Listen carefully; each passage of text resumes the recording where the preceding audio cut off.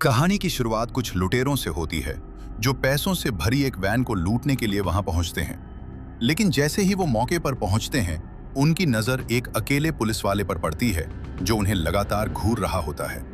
Police वाला भी तुरंत समझ जाता है कि सामने खड़े लोग हथियारों से लैस लुटेरे हैं। लेकिन हैरानी की बात यह होती है कि वो उन्हें रोकने की कोशिश तक नहीं करता, बल्कि ऐसे दिखावा करता है जैसे उसने कुछ देखा ही नहीं।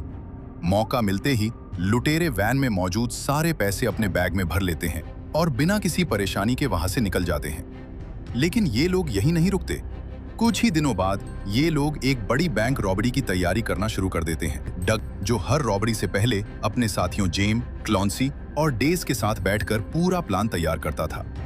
कौन कहाँ रहेगा, किस वक्त क्या करना है और अगर कोई परेशानी आए तो उससे कैसे निपटना है, इनकी हर चीज पहले से तय होती थी। एक दिन ये चारों एक बैंक में घुसते हैं और कुछ ही पलों में पूरा माहौल को अपने कब्जे में कर लेते हैं। ग्राहकों के फोन छीन लिए जाते हैं और काउंटर खाली करवा दिए जाते हैं। इसके बाद मैनेजर क्लेयर को मजबूर करके तिजोरी खुलवाई जाती है। पैसे बैग में भरने के बाद लुटेरे कैमरों की रिकॉर्डिंग खत्म करने और बाकी सबूत मिटाने में लग जाते हैं। लेकिन उन्हें जरा भी अंदाजा नहीं था कि इसी दौरान क्लेयर चुपके से अपने पैरों की मदद से साइलेंट अलार्म दबा चुकी थी। जब लुटेरों को इस बात की भनक लगती है तो जेम अपना आपा खो देता है और एक कर्मचारी पर हमला कर बैठता है। तभी क्लेयर की नजर जेम की गर्दन पर बने एक खास टैटू पर पड़ जाती है। अब पुलिस कभी भी वहां पहुंच सकती थी, इसलिए जेम टीम के सबसे बड़े नियम को तोड़ते हुए क्लेयर को बंधक बना लेता है। पुलिस के पहुंचने से पहले वे क्लेयर को अपने साथ लेकर काफी दूर निकल जाते हैं और फिर उसे समुद्र के पास छोड़ देते हैं। अब मामला सिर्फ लोकल पुलिस तक सीमित नहीं रहता। केस FBI के पास पहुंचता है और इसकी जिम्मेदारी स्पेशल एजेंट प्रॉली को दी जाती है। घटनास्थल को देखते ही प्रॉली समझ जाता है कि ये कोई छोटे मोटे चोर नहीं है। सामने एक ऐसी टीम है जो हर चीज की पहले से तैयारी करके चलती है। FBI को उनकी इस्तेमाल की हुई वैन भी मिल जाती है, लेकिन तब तक उसे पूरी तरह जला दिया गया था। सबसे बड़ी परेशानी ये थी कि इलाके का कोई भी इंसान इन लुटेरों के खिलाफ कुछ भी बोलने को तैयार नहीं था। पूछताछ के दौरान क्लेयर पुलिस को कुछ जानकारी देती है, लेकिन जेम के टैटू के बारे में कुछ नहीं बताती। उसे डर था कि अगर उसने ज्यादा कुछ बताया तो उसकी जान खतरे में पड़ सकती है। उधर डग की टीम के अंदर ही तनाव बढ़ने लगता है। जेम को पता चलता है कि क्लेयर उसी इलाके में रहती है और वह उसे डराकर हमेशा के लिए चुप कराने का सुझाव देता है, लेकिन डग उसे रोक देता है। वो जानता था कि जेम पहले भी जेल जा चुका है और उसकी एक और गलती पूरी टीम को मुसीबत में डाल सकती है। असल में अब डग को अपने ही साथी के रवैये पर शक होने लगा था। इसके बाद डग अपने पुराने कॉन्टैक्ट से मिलता है जो टीम के लिए हथियारों और गाड़ियों से लेकर बाकी जरूरी इंतजाम करते थे। इसी नेटवर्क में एक खतरनाक अपराधी भी शामिल था जो बाहर से तो फूलों की दुकान चलाता था, लेकिन अपराध की दुनिया में उसका नाम काफी बड़ा था।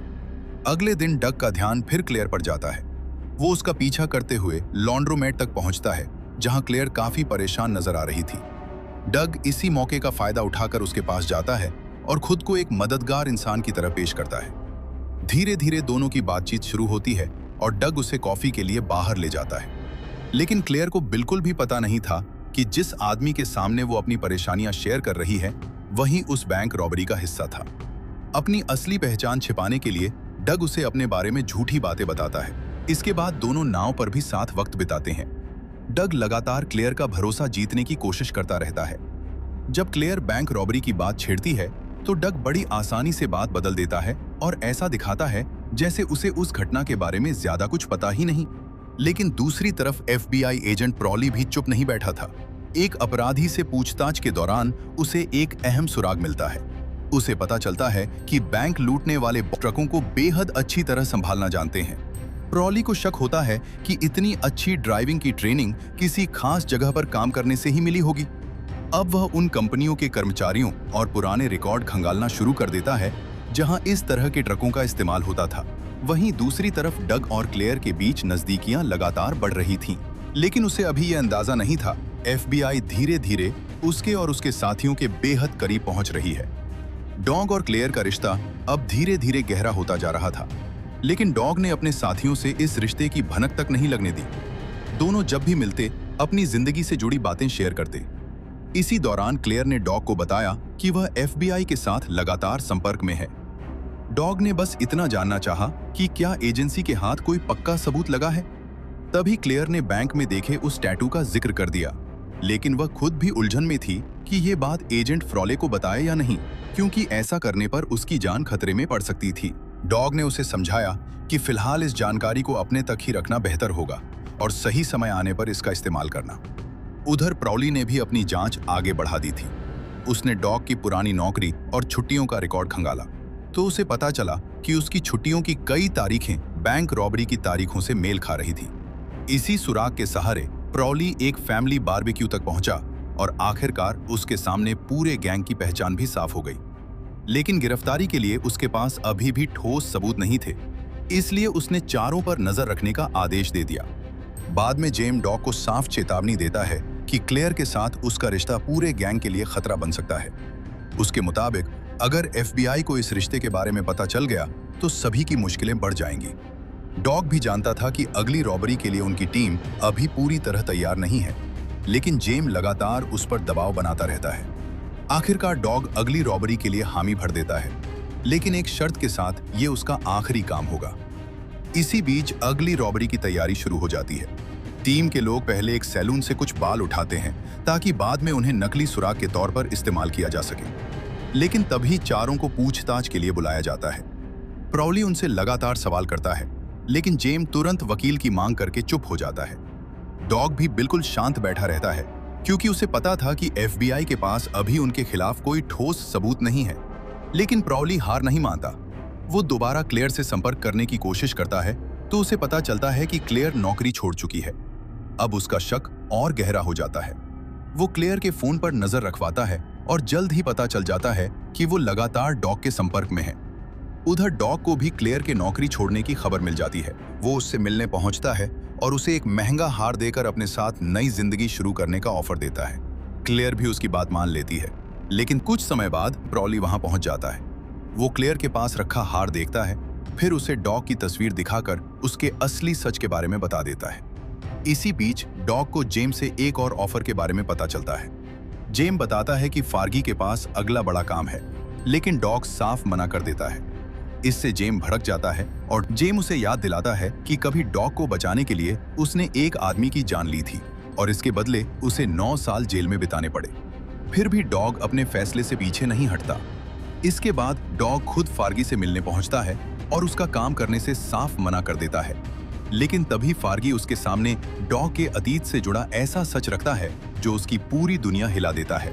अब फार्गी उसे धमकी देता है कि अगर डॉग ने उसका काम नहीं किया तो क्लेयर का हाल भी उसकी मां जैसा किया जा सकता है।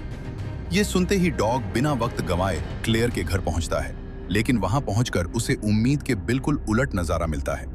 क्लेयर उससे इतनी नाराज होती है कि उसे अपनी सफाई देने तक का मौका नहीं देती और घर से बाहर कर देती है। डॉग दूर खड़ा होकर उसके अपार्टमेंट पर नजर रखता रहता है। तभी उसकी नजर एक आदमी पर पड़ती है जो क्लेयर के दरवाजे पर माला टांग रहा था। डॉग समझ जाता है कि ये सिर्फ डराने की कोशिश नहीं, बल्कि फार्गी की तरफ से सीधी धमकी है और अब उसे एहसास हो जाता है कि इस आखिरी काम से बचना आसान नहीं होगा। इसके बाद डॉग क्रिस से मिलता है और साफ बता देता है कि ये मिशन पूरा होते ही वह शहर छोड़ देगा। लेकिन जाने से पहले वह एक बार फिर क्लेयर से मिलने पहुंचता है। डॉग उससे वादा करता है कि उसकी वजह से उसे कभी नुकसान नहीं होगा। वो अपनी जिंदगी के बारे में सच बताते हुए कहता है कि उसने कई बैंक लूटे हैं, लेकिन उसने कभी किसी इंसान की जान नहीं ली। आखिर में वो क्लेयर से सिर्फ इतना कहता है कि उसका इंतजार करना। दूसरी तरफ पूरा गैंग फार्गी की अगली योजना सुनने के लिए इकट्ठा होता है। इस बार निशाने पर वेनवे पार्क था और फार्गी के पास वहां की सुरक्षा व्यवस्था से जुड़ी अंदर की जानकारी मौजूद थी। अगले दिन वेनवे पार्क में भारी रकम जमा होने वाली थी, इसलिए गैंग ने इसे रॉबरी के लिए सबसे सही मौका माना। इसी बीच प्रॉली ने क्रिस से मिलने का फैसला किया। पहले उसने सामान्य बातचीत करके उसका भरोसा जीतने की कोशिश की, लेकिन फिर अचानक एफबीआई बैज दिखाकर साफ कर दिया कि उसे क्रिस और फार्गी के कनेक्शन के बारे में काफी कुछ पता है। क्रिस ने तुरंत वकील मांग लिया और प्रॉली को सही जानकारी देने से बचती रही। इसके बाद क्रिस डॉग के पास पहुंची और उससे कहा कि अगर वह शहर छोड़ रहा है तो उसे भी अपने साथ ले जाए। लेकिन डॉग ने मना कर दिया और बताया कि वह किसी और के साथ जा रहा है। ये सुनकर क्रिस बुरी तरह टूट गई और कुछ समय बाद उसका एक्सीडेंट हो गया। अस्पताल में प्रॉली ने क्रिस के सामने एक सौदा रखा। अगर वह फार्गी और डॉग की अगली रॉबरी के बारे में जानकारी दे दे, FBI उसकी और उसके बच्चे की सुरक्षा करेगी। आखिरकार क्रिस ने हार मान ली और उसने वेनवे पार्क से जुड़ी सारी जानकारी प्रॉली को दे दी। अब रॉबरी का दिन आ चुका था। डेज ने पार्क की सिक्योरिटी व्यवस्था को निष्क्रिय कर दिया, जबकि डॉग और जेम पुलिस की वर्दी पहनकर अंदर दाखिल हुए। पहले उन्होंने कर्मचारियों को यकीन दिलाया कि वे पुलिस अधिकारी हैं, लेकिन जल्द ही उनका असली मकसद सामने आ गया। गैंग ने सभी को काबू में करके कैश रूम से जितना पैसा बैग में भर सकता था उतना भर लिया। इसके बाद वे पार्किंग की तरफ बढ़े, जहां क्लॉन्सी और डेज एम्बुलेंस लेकर उनका इंतजार कर रहे थे। लेकिन बाहर निकलते ही उन्हें पता चला FBI ने पूरे इलाके को घेर रखा है। जेम ने गोली चला दी और दोनों तरफ से फायरिंग शुरू हो गई। हालात बिगड़ने पर क्लॉन्सी ने फैसला किया कि वह एम्बुलेंस लेकर FBI का ध्यान अपनी तरफ खींचेगा, ताकि डॉग और जेम पुलिस की वर्दी में भीड़ के बीच से निकल सकें। डॉग को यह प्लान खतरनाक लगा, लेकिन क्लॉन्सी एम्बुलेंस लेकर निकल गया। कुछ देर तक वो पुलिस को चकमा देता रहा, लेकिन आखिरकार FBI ने उसे रोक लिया और उसकी मौत हो गई। इधर डॉग और जेम पुलिस की वर्दी में बाकी अधिकारियों के बीच से निकलने में कामयाब हो गए। लेकिन प्रॉली को कर्मचारियों से पता चल गया कि हमलावर पुलिस की वर्दी में थे। तभी उसकी नजर भारी बैग लेकर जा रहे जेम पर पड़ी। उसने जेम को पुकारा, लेकिन जेम ने जवाब देने के बजाय उस पर गोली चला दी। इसके बाद जेम चारों तरफ से पुलिस और FBI के बीच फंस गया। प्रॉली की गोली से घायल होने के बाद वो एक जगह छिप गया, लेकिन आखिरकार पुलिस के सामने आ गया और मुठभेड़ में मारा गया। डॉग वहां से निकलकर सीधे फार्गी के ठिकाने पर पहुंचा और फार्गी व उसके आदमियों से अपना हिसाब चुकता कर दिया। इसके बाद उसका सिर्फ एक मकसद था, क्लेयर को सुरक्षित करना। डॉग ने अपने छिपाए हुए पैसे निकाले और क्लेयर को फोन किया। उसे पता था कि क्लेयर का अपार्टमेंट FBI की निगरानी में है। क्लेयर ने उसे घर आने को कहा, लेकिन बातचीत के दौरान उसने धूप वाले दिनों का जिक्र किया। डॉग तुरंत समझ गया कि ये एक इशारा है और वहां जाना सुरक्षित नहीं है। FBI उसका इंतजार करती रही, लेकिन डॉग वहां नहीं पहुंचा। उसने क्लेयर के लिए कुछ पैसे उसके बगीचे में छिपा दिए और प्रॉली के लिए एक छोटा सा संदेश छोड़कर अपनी पहचान बदलकर शहर छोड़ दिया।